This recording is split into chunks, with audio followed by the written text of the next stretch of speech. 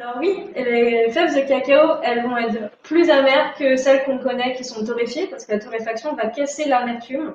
Donc la torréfaction, historiquement, elle a été principalement développée parce que pendant le voyage en bateau à l'époque, c'était très important pour la conservation, pour pas qu'il y ait de moisissures, de bactéries qui se développent, et aussi pour les arômes. Donc il y a des très grands chocolatiers qui font des chocolats magnifiques avec la torréfaction.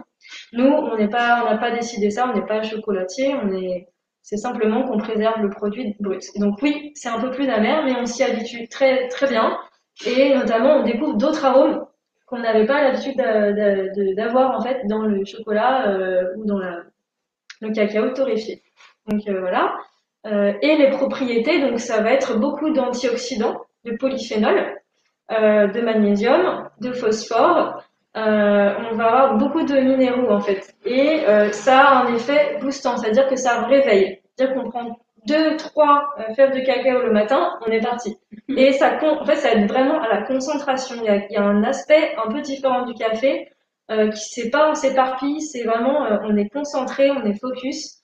Voilà, et donc ça aide aussi à couper un peu la faim.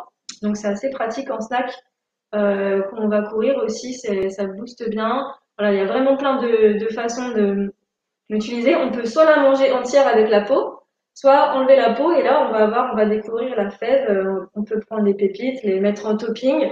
On vend aussi les pépites sans la peau, donc c'est juste qu'on enlève la peau et on les met en granulés en fait.